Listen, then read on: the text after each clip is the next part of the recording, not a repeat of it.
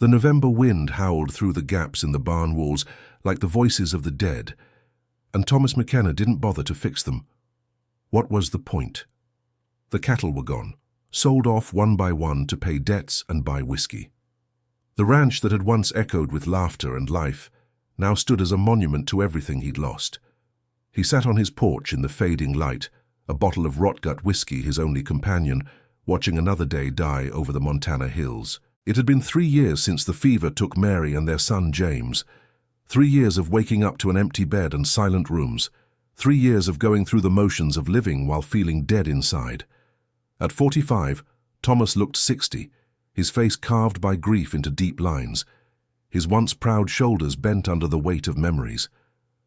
The McKenna Ranch had been a showplace once, 2,000 acres of prime grazing land, nestled in a valley where the Bitterroot Mountains met the plains. Thomas and Mary had built it together, working side by side, their young son playing in the dirt while they raised barns and mended fences.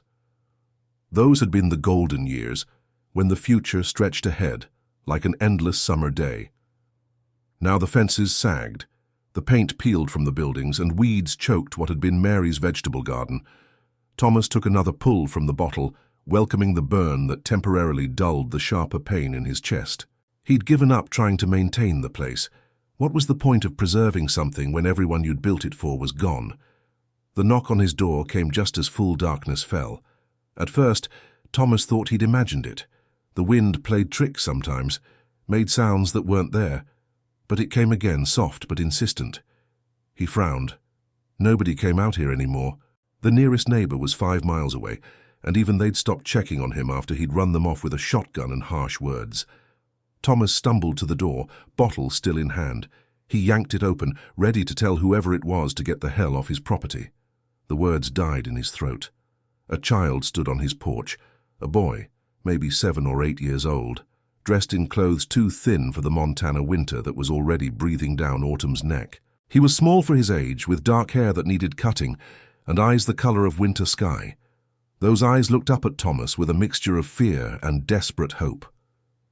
"Please, mister," the boy said, his voice barely above a whisper. "I'm lost." Thomas stared at the child, his whiskey-fogged brain trying to make sense of the apparition. For a moment, just a moment, he saw James standing there. But James would have been 11 now if he'd lived. This boy was younger, smaller, darker where James had been fair. "Where the hell did you come from?" Thomas asked, his voice rough from disuse. The boy flinched at the harsh tone but didn't run. "I don't know. I was with the wagon train, but I got separated. I've been walking for a long time." Thomas looked past the boy into the darkness. No wagon train came through this area, hadn't for years since the railroad made the southern route more popular. The kid had to be confused, maybe delirious from cold and hunger. "What's your name?" Thomas asked. "William," the boy said. "William Hartley. My ma calls me Will." "Where's your ma now?" The boy's face crumpled. "I don't know. There was shooting. Indians, they said. Everyone was running. Ma told me to hide in the rocks, but when I came out, everyone was gone." Thomas felt something twist in his chest. An Indian attack. He hadn't heard of any trouble in the area, but that didn't mean anything. News traveled slow in these parts. The boy was shivering now, his thin shirt offering no protection against the cold wind. "Get inside," Thomas said gruffly, stepping aside. The boy hesitated, and Thomas realized how he must look, unshaven, wild-eyed, reeking of whiskey. Not exactly a figure to inspire trust in a lost child. "I won't hurt you," Thomas said, trying to soften his voice. "But you'll freeze if you stay out there." William stepped inside, his eyes wide as he took in the state of the cabin. Dishes piled in the sink, empty bottles scattered about, dust coating everything. Mary would have been mortified. She'd kept this place spotless, made it a real home. "You hungry?" Thomas asked. The boy nodded eagerly, and Thomas realized he probably hadn't eaten in days. He rummaged in the kitchen, finding some hard biscuits and jerky. Not much, but it would do. He pumped some water into a cup and set it all before the boy, who fell on it like a starving wolf. While William ate, Thomas tried to think through the whiskey haze. A lost child, an Indian attack, a wagon train where no wagon train should be. None of it made sense, but the boy was real enough and clearly in trouble. "How long ago did this attack happen?" Thomas asked. William paused in his eating, thinking. 4 days, I think. Maybe 5. I tried to follow the wagon tracks, but then it rained, and I couldn't find them anymore. 4 or 5 days the boy had been wandering alone in the wilderness for nearly a week. It was a miracle he was alive. Thomas felt an unwelcome stir of admiration for the child's toughness. "We'll sort this out in the morning," Thomas said. "You can sleep by the fire tonight." He found some old blankets that didn't smell too bad and made a pallet near the fireplace. William curled up on it immediately, exhaustion overcoming any remaining fear. Within minutes the boy was asleep. Thomas sat in his chair, watching the child sleep and taking occasional pulls from his bottle. The firelight played across William's face, and again Thomas was struck by echoes of his own son. Not in looks, James had taken after Mary with his fair hair and green eyes, but in the vulnerability, the trust that allowed a child to sleep in a stranger's house. He'd thought he was done with all this. Done with caring, done with responsibility for anyone but himself. His plan, such as it was, had been to drink himself to death on this ranch, to join Mary and James in whatever came after. But now there was this boy, this complication. Thomas must have dozed off because he woke to the sound of screaming. William was thrashing in his blankets, crying out for his mother. Thomas moved without thinking, kneeling beside the boy and shaking him gently awake. "Easy, son," he said. "It's just a dream. You're safe." William's eyes flew open, wild and unfocused. Then he saw Thomas, and instead of pulling away, threw his arms around the man's neck, sobbing. Thomas froze, unprepared for the contact. How long had it been since anyone had touched him, since he'd offered or received comfort? Awkwardly, he patted the boy's back. "It's all right, just a bad dream." "I saw them," William sobbed. "The Indians. They killed Mr. Peterson and his son. There was so much blood." Thomas held the boy tighter, feeling the small body shake with grief and terror. "It's over now. They can't hurt you here." Eventually, William's sobs subsided. He pulled back, wiping his nose on his sleeve. "I'm sorry," he said. "Nothing to be sorry for," Thomas said. "We all have bad dreams sometimes." "Do you?" William asked. Thomas thought of the nights he woke up reaching for Mary, of the dreams where James called for him and he couldn't find his son. "Yeah, kid. I do." The next morning, Thomas woke with a clearer head than he'd had in months. Whether it was the responsibility of having a child to look after or just the break in his routine, he didn't know. But for the first time in 3 years, he had a purpose beyond making it to the bottom of a bottle. He made breakfast, real food, not just whiskey and regret. William ate heartily, colour returning to his cheeks. In the daylight, Thomas could see how thin the boy was, how his clothes hung on his frame. "We'll ride to town today," Thomas said. "See if anyone's heard about your wagon train. Maybe your folks are looking for you." William nodded, but Thomas caught the flash of fear in his eyes. What if they're not? What if they're all dead? "Don't borrow trouble," Thomas said, though he was wondering the same thing. "We'll cross that bridge when we come to it." He saddled his horse, a steady mare named Bess, who was one of the few animals he'd kept. William rode in front of him, Thomas's arm around the boy to keep him secure. It felt strange, having another person so close depending on him. The ride to Copper Creek took 3 hours. The town wasn't much, a main street with a general store, saloon, sheriff's office, and a few other businesses. But it was civilization, and if there was news about a wagon train attack, someone here would know. They stopped first at Sheriff Watson's office. Ben Watson was a good man, one of the few who still treated Thomas with respect, despite his fall into the bottle. "Tom?"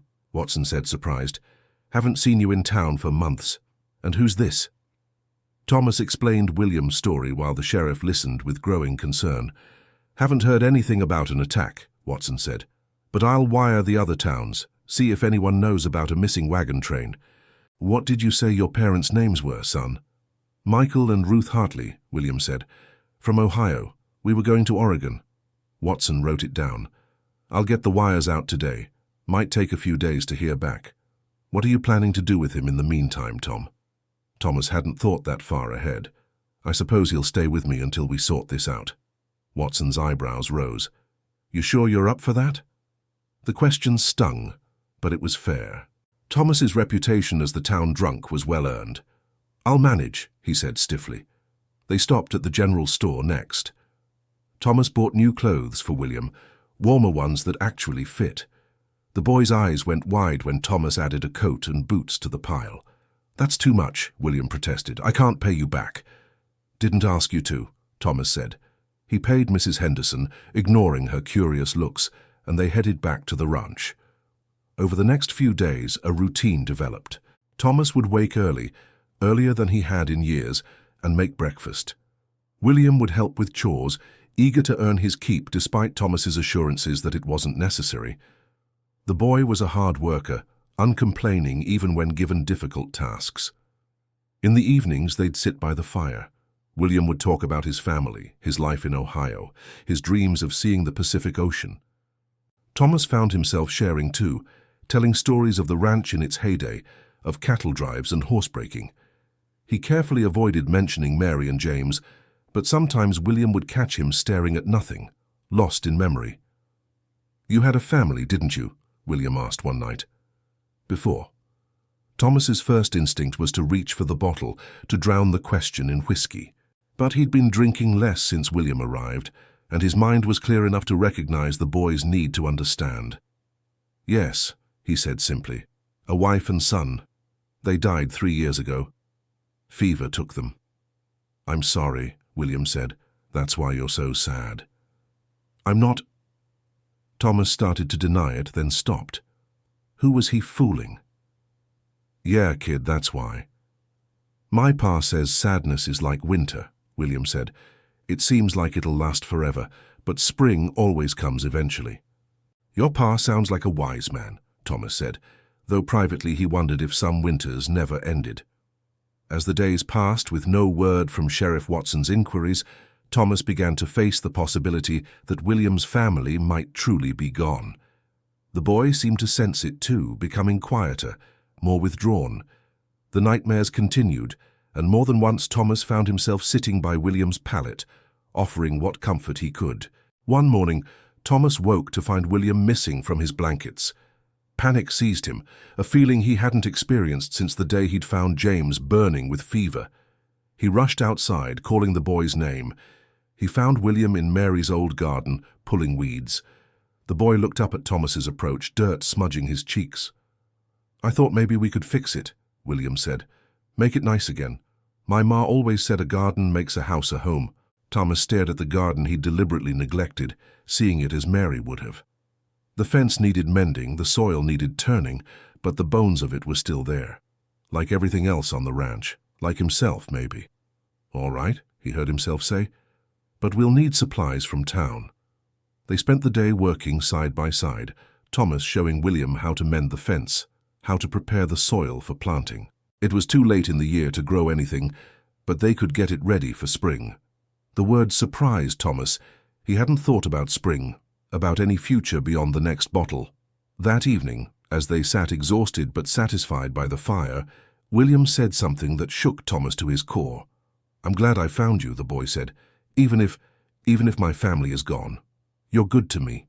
You make me feel safe. Thomas had to turn away, pretending to tend the fire while he got his emotions under control. This child, who had lost everything, was grateful to him who had been ready to throw his life away. 2 weeks after William's arrival, Sheriff Watson rode out to the ranch.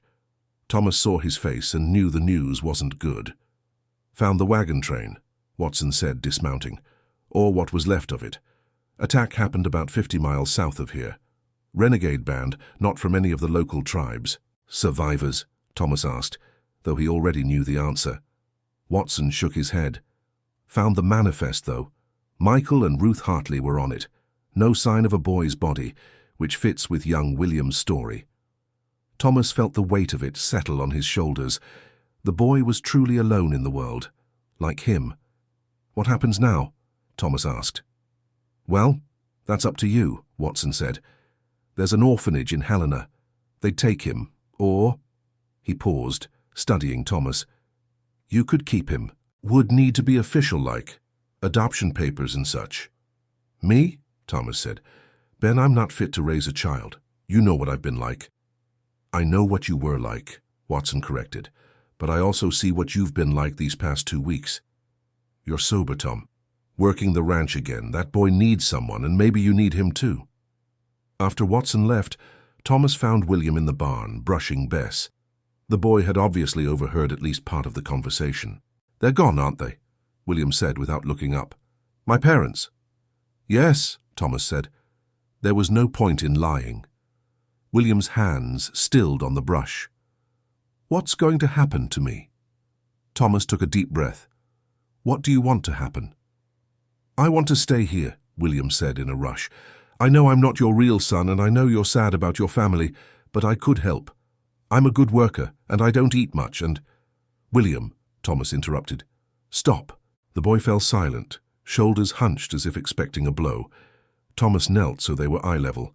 If you stay here, it won't be as a worker. It would be as my son, legal and proper, but you need to understand something. I'm not an easy man. I've got demons, and sometimes they get the better of me. I can't promise I'll be a perfect father. Hell, I can't even promise I'll be a good one. But if you're willing to take that chance, then so am I. William's eyes filled with tears. You mean it? You'd want me? Yeah, kid, Thomas said, his own eyes burning. I want you. William threw himself into Thomas's arms, and this time Thomas didn't hesitate. He held the boy tight, feeling something inside him that had been frozen for 3 years begin to thaw. The adoption process took 2 months. 2 months during which Thomas stayed sober, worked the ranch, and learned how to be a father again. It wasn't easy. There were days when the grief ambushed him, when he'd see William doing something and flash to James. There were nights when the whiskey called to him, promising oblivion. But there was William depending on him. William, who had his own grief to bear, but faced each day with courage that humbled Thomas. They helped each other through the bad times, and slowly, impossibly, there began to be good times too. Thomas taught William to ride properly, to rope cattle, to read the weather in the clouds. William brought laughter back to the ranch, his natural curiosity and enthusiasm infectious. They fixed up the house together, William insisting on hanging curtains because that's what makes it homey. The garden, come spring, bloomed with vegetables and flowers. William had turned out to have quite the green thumb, coaxing life from the soil with patience and care. Thomas would sometimes catch him talking to the plants, encouraging them to grow, and it would make him smile, an expression that felt foreign on his face at first, but gradually became more natural. The neighbors began to visit again, drawn by curiosity about Thomas's transformation. They found a man who, while still carrying his grief, was no longer drowning in it. And they found William, who charmed everyone with his quick wit and eager helpfulness. He's good for you, Mrs. Patterson said one day, watching William help her load supplies into her wagon. We're good for each other, Thomas corrected. And it was true. William had given him a reason to live again, but Thomas had given William something just as valuable, a home, stability, and the fierce protective love of a man who knew what it was to lose everything. On the anniversary of Mary and James's death, Thomas took William to the cemetery for the first time. They stood before the 2 headstones, William's small hand in his. Tell me about them, William said. So Thomas did. He talked about Mary's laugh, about James's love of horses, about the dreams they'd all shared. The words came easier than he'd expected, the memories less painful when shared. I think they'd be glad, William said when Thomas finished, that we found each other. Why's that? Because they loved you, and they'd want you to be happy. And because— William paused, choosing his words carefully. Because every kid needs a PR and every pa needs a kid. We kind of rescued each other, didn't we? Thomas squeezed the boy's hand. Yeah, son, we did. As they walked back to the horses, Thomas felt Mary's presence like a warm breeze. He could almost hear her voice, approving, encouraging. She would have loved William, would have opened her heart to him immediately. And James would have been thrilled to have a brother. The ranch prospered over the following years. Thomas rebuilt his herd, expanded the operation, and became one of the most respected ranchers in the county. But more importantly, he built a family, Not a replacement for what he'd lost. Nothing could ever be that. But something new and precious in its own right. William grew tall and strong, a son any man would be proud of. He had a gift with horses that surpassed even Thomas's skill, and by the time he was 16, people came from 3 counties away to buy horses he'd trained. But it was his character that made Thomas proudest. The boy's kindness, his integrity, his quiet strength. They still had their challenges. Thomas never touched whiskey again, but there were dark days when the desire for it was almost overwhelming. William had nightmares sometimes, echoes of that terrible day when he'd lost his first family, but they faced these challenges together, drawing strength from each other. One evening, as they sat on the porch watching the sunset paint the mountains gold and crimson, William said, "Pa, can I ask you something?" Thomas smiled at the title that had come naturally to both of them over the years. "Course you can. Do you ever think about what would have happened if I hadn't knocked on your door that night?" Thomas considered the question. He thought about the trajectory he'd been on, the slow suicide by bottle he'd been committing. He thought about the empty years that would have stretched ahead, meaningless and bitter. "I try not to," he said honestly, "but when I do, I figure I'd be dead by now, or wishing I was."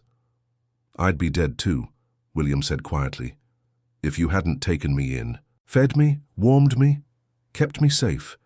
We saved each other."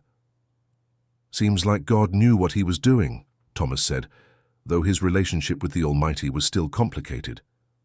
"Putting us together.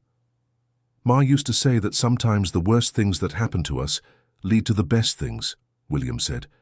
"I didn't understand then, I do now." They sat in comfortable silence, watching the stars emerge one by one. The ranch spread out before them, neat and prosperous, alive with possibility. In the barn, horses nickered softly. From the garden came the scent of Mary's roses, which William had coaxed back to life. Thomas thought about transformation, about how loss could either destroy a man or reshape him. He'd come so close to letting it destroy him. But that knock on the door on a cold November night had changed everything. A lost child had given him back his life, his purpose, his ability to love. "Thank you," Thomas said suddenly. "For what?" William asked. "For knocking on my door. For not giving up when you saw what a mess I was, for becoming my son." William leaned against him, the way he had as a child, though he was nearly grown now. "Thank you for opening it, for taking a chance on a scared kid, for becoming my pa." The stars wheeled overhead, eternal and unchanging, while below them, 2 souls who had found each other in the darkness created their own light. It wasn't the life either of them had planned, but it was good and true, and theirs. And in the end, that was enough. More than enough. It was everything.